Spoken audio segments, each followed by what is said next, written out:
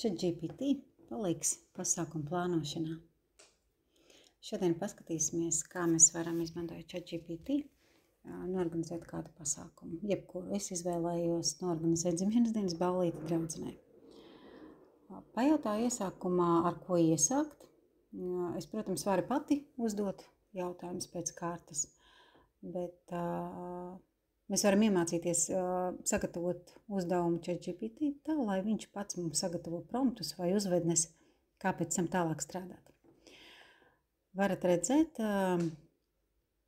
ko viņš mums dod, kādu scenāriju, ko pēc kārtas kam pievērst uzmanību. Es tālāk izvēlos paplašināti, lai man pasaka vairāk par tematiku un dekorācijām.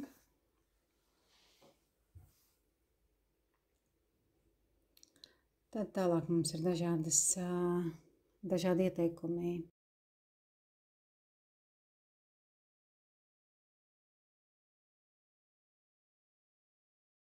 Tālāk es saku, ok, paldies, un tad jau precīzāk uzrakstu informāciju, kas ir mana draudzene. Un lai palīdz izplānot šo pasākumu,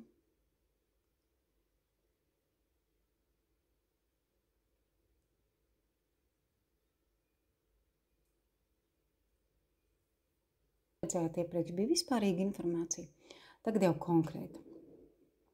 Tātad viņš saka, ok, redz, tur viņa ir tāda, tad es piedāvāju šādus tematus.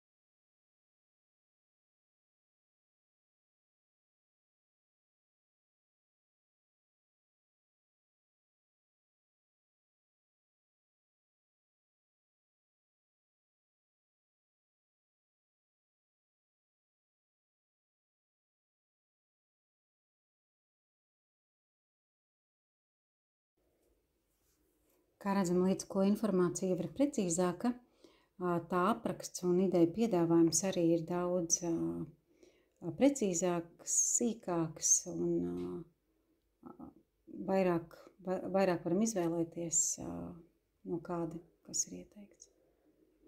Tad, ko es saku, Klaus, zini, kā man iepatikās tāda tematika, izveido man lūdzu digitālu ielūgumu,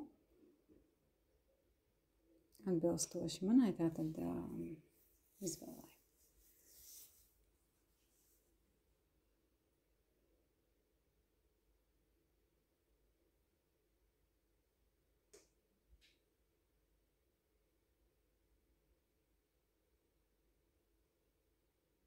Tā, un es izvēlos bohēmisko mākslinieci.